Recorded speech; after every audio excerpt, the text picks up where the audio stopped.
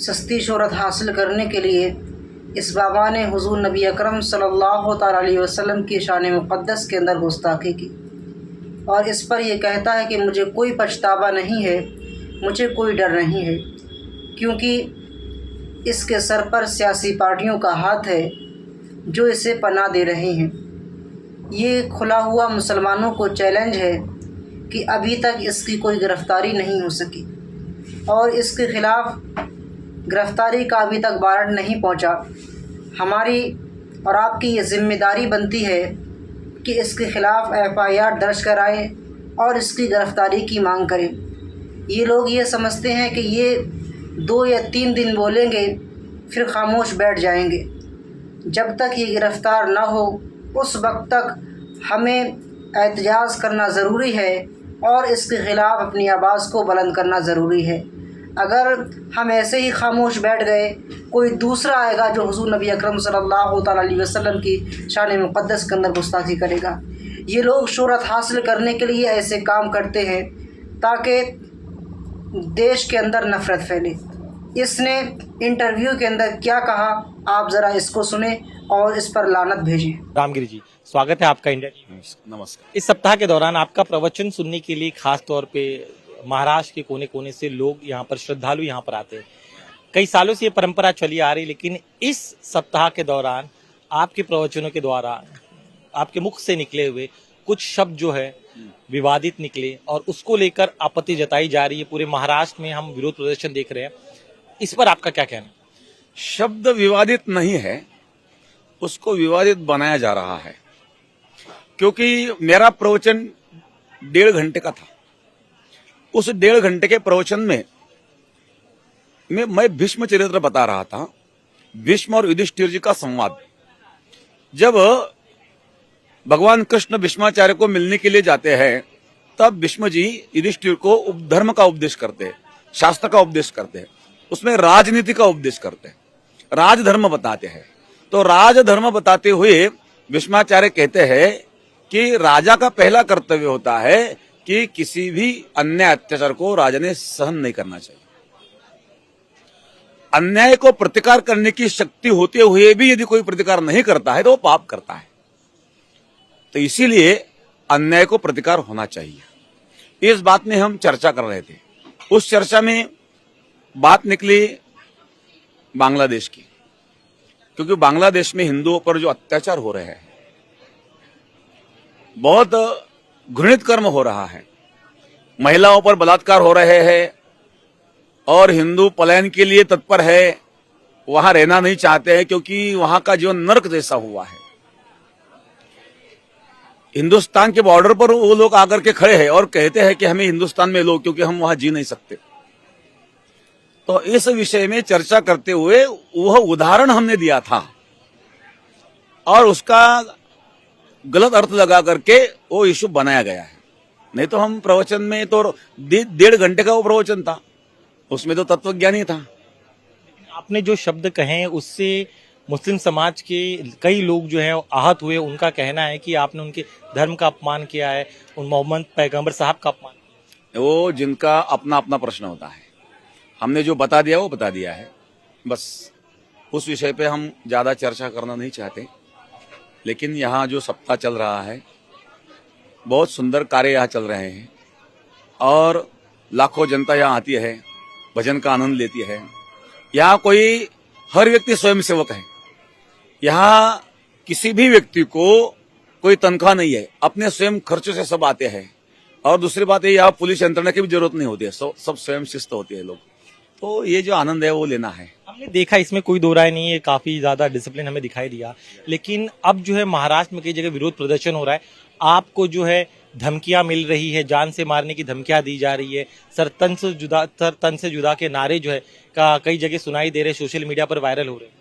Social media पर viral हो रहे या भी हमें पता नहीं, हम तो कार्यक्रम में है और मुझे स्वयं ऐसे कोई धमकी आई नहीं आज अभी तक। बात यह है कि यह देश संविधान से चलता है। यदि हमारे बात पर किसी को आपत्ति है तो आपके लिए कानून है, कोर्ट है और कानून हमें भी मानने, सबको मानने होना ही चाहिए। बाबा साहब ने जो कानून दिया है उस कानून में हर व्यक्ति को कुछ कहने का स्वतंत्रता तो है। दूसरी बात यह है, यदि किसी को आपत्ति है तो केस दर्ज कर सकते हैं और उसका जवाब हम कोर्ट में देंगे। आपके खिलाफ मामले भी दर्ज है, उनका कहना है कि आपको गिरफ्तार किया जाए, क्या आप मानसिक रूप से तैयार है अगर ऐसा कोई घटनाक्रम होता है? जो भी परिस्थितियां हैं तो उनको सामना तो करना ही पड़ेगा। और बात यह है कि अपने देश की जो न्याय व्यवस्था है उस न्याय व्यवस्था पर हमें भरोसा है, बाकी सब चलता रहता है। मुख्यमंत्री जी आए थे, उन्होंने आपके यहाँ पे कार्यक्रम में शिरकत की, भाषण भी दिया। उनका एक बयान जो है काफी सुर्खियों में, उन्होंने कहा है कि महाराष्ट्र की जो सरकार है वो संतों के आशीर्वाद से चल रही है और महाराष्ट्र में कोई भी संतों का एक बाल भी बाका नहीं कर सकता है। कहा जा रहा है कि वो भी आपके साथ तो है सब, क्योंकि अपना जो कार्य चल रहा है वो समाज के लिए चल रहा है और इसीलिए अच्छा काम करने के लिए कोई भी साथ देता ही है। तो मुख्यमंत्री साहब ने साथ दिया, अच्छी बात है। जो नाराज है उन लोगों को आप क्या कहें? जो नाराज है तो नाराज नहीं होना चाहिए, उन लोगों ने भी नाराज नहीं होना चाहिए। नाराज होने जैसा उसमें कुछ नहीं है। हमने जो कहा वो सत्य कहा है, जो है वो है, जो तो लिखा हुआ है। नाराज होने की कोई आवश्यकता नहीं। और कोई नाराज है तो उन लोगों में रहने वाले जो समाजवादी लोग हैं उन्होंने उनको समझाना चाहिए। आप इतिहास नहीं पता, आपने जो तथ्यों से इतर आपने बात कही है, नहीं भावनाओं को दुखाया। नहीं, वो गलत है। मन दुखा हुआ उसके लिए संविधान है और संविधान वो कोर्ट में जाए, हम वहाँ कोर्ट में जवाब देंगे और जो न्याय व्यवस्था जो भी निर्णय देंगी वो हमें मान्य रहेगा। इसी कार्यक्रम में हम कई मुस्लिम समाज के लोगों से बात कर रहे थे, उनका कहना था कि हम खुद आपके कार्यक्रमों में आते हैं, यहाँ पर सेवादान करते हैं, फल फ्रूट देते हैं, पानी पिला, जैसा आपने स्वयं सेवक कहा, तो क्या वो सच्चाई है? ऐसा है आपके कार्यक्रम में आते हैं? बहुत मुसलमान आते हैं, मुसलमान बहुत हमारे भक्त भी है। संगमनेर में जो सप्ताह था तो एकादशी का जो फलाहार होता है ना, तो वो पूरा खर्चा उन लोगों ने किया था। बहुत मुसलमान भक्त है और जो राष्ट्रवादी मुसलमान है, जो सेवा भाव रहने वाले मुसलमान है, वो भी हमारे साथ ही है। और हिंदू मुस्लिम की बात नहीं है, एक मानवता की बात ही है। इसीलिए वो कह रहे हैं कि आप संत है, आपको जो अच्छी बातें जो है समाज में शांति की बात करनी चाहिए, लेकिन आपने अपने शब्दों से उनकी भावनाओं को ठेस पहुंचाई। नहीं, अशांति की बात हमने की नहीं।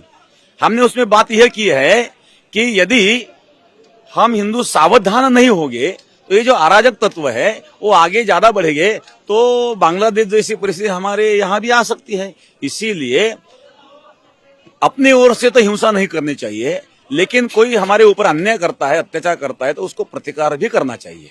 बस इसी बात को हमने वहां बढ़ाया था और उसी विषय में चर्चा में एक उदाहरण वो दिया था। बस उसके व्यतिरिक्त तो कोई हमारे मानसिकता भी नहीं थी।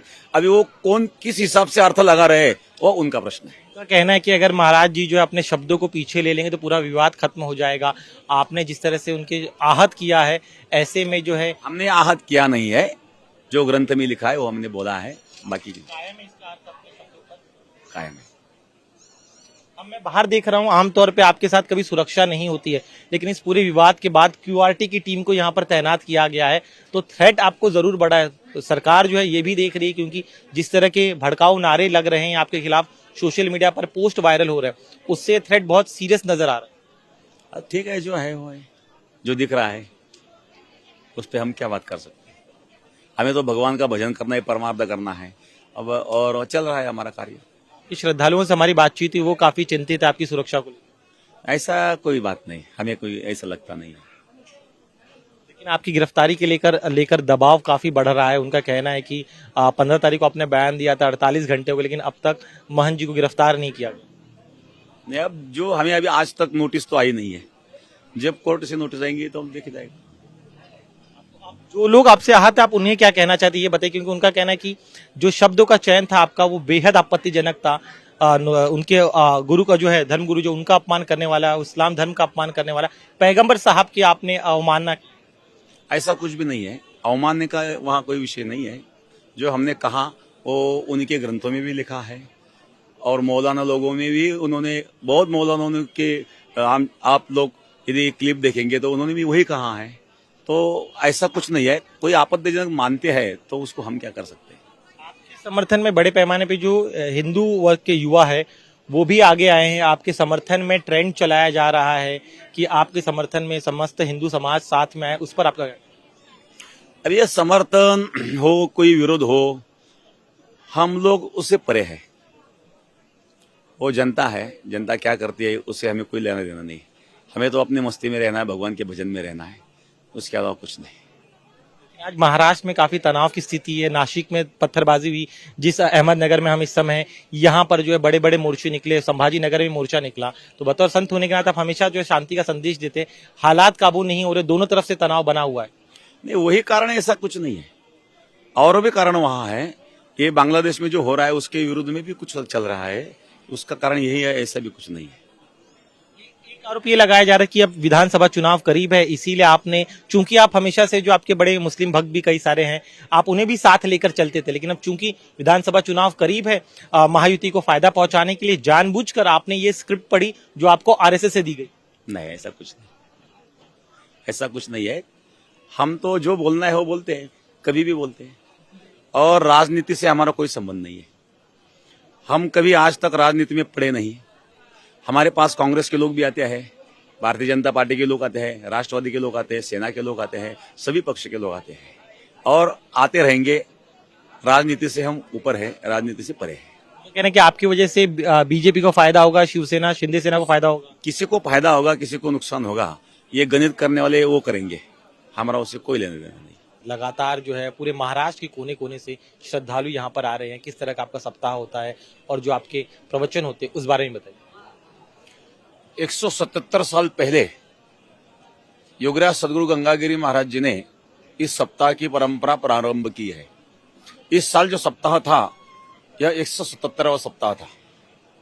तो ये जो सप्ताह की परंपरा है, इस परंपरा में 7 दिन में 25 लाख तक जनता आ जाती है और सब 25 लाख लोगों के भोजन की व्यवस्था की जाती है। रोटियां जो होती है वो घर घर से लाया जाती है। एक दिन में 500 से 700 गांव तक की रोटी आती है और यहाँ दाल बनती है। तो दाल जो होती है वो टैंकर में भर करके परोसी जाती है, क्योंकि कम से कम 1 लाख लीटर तक दाल एक दिन में लग जाती है और रोटियां घर घर से आती है। उसको मधुकरी वृत्ति कहते हैं। जैसे मधुमक्खी होती है, मधुमक्खी फूल से बूंद बूंद ला करके और शहद इकट्ठा करती है, वैसा घर घर से रोटी ला करके और उसका प्रसाद बनाया जाता है, उसको मधुकरी कहते हैं। ऐसा प्रसाद यहां बनता है। और एकादशी के दिन फलाहार की व्यवस्था होती है। साबुदाना बनता है 350 क्विंटल का और भगर जो होती है वो 150 क्विंटल की यहाँ बनी हुई है। तो कल एकादशी के दिन यहाँ 6-7 लाख जनता थी। आज समापन था। तो महाराष्ट्र में समापन की जो व्यवस्था होती है उसके लिए काले का कीर्तन बोलते हैं। काला का अर्थ होता है 2 पदार्थों का मिश्रण, जीव और भगवान की एकता, उसको महाराष्ट्र में वो काला बोलते हैं। तो उस समापन का जो प्रोग्राम होता है तो कम से कम 10 लाख जनता यहाँ आ जाती है। तो ये कार्यक्रम अभी समापन हुआ है। दूसरी बात यह है कि इस सप्ताह में अखंड भजन चलता है और भजन गाने वाले जो लोग होते हैं वो 8 से 10 हजार लोग रहते हैं। तो उनकी शिफ्ट प्रहरा बनाया जाता है 6 से 9 बजे तक, 9 से 12, 12 से 3 और 3 से 6, ऐसे 4 प्रहर दिन में और 4 प्रहर रात में, ऐसे 8 प्रहर या भजन चलता है। एक प्रहर में जो भजन गाने वाले होते हैं, प्रत्येक हर व्यक्ति के साथ हाथ में मंजीरा होता है और मंजीरा बजा करके मृदंग और गायन भगवान का भजन गाते हैं। संत तुकाराम महाराज, ज्ञानेश्वर महाराज, एकनाथ महाराज आदि जो संत है उनके भजन गाते हैं और 7 दिन अखंड और रात्र दिन चलता है। तो ये विशेषता इस कार्यक्रम की है। और ज्ञानदान व प्रवचन, कथा, कीर्तन ये चलते रहते हैं और अन्नदान, ये ऐसा सप्ताह चल रहा है। चलिए आखिरी पड़ाव पे हम इस इंटरव्यू के, आपने शुक्रिया, आपने हमारा वक्त भी दिया। फिर मैं बुनियादी उसी मुद्दे पे आता हूँ, क्योंकि उसको लेके अस्वस्थता न सिर्फ महाराष्ट्र में, अब धीरे धीरे ये जो पूरा मुद्दा है पूरे देश भर में फैल रहा है। सभी यही कह रहे हैं, मुस्लिम समाज का एक बड़ा वर्ग है, उनका कहना है कि आप जो है आपने उनके दिल को ठेस पहुंचाई है और अभी भी आप जो है लगातार आपको पूछा जा रहा है, लेकिन आप अपने शब्दों को पीछे नहीं ले रहे हैं, आप टिके हुए अपने शब्दों।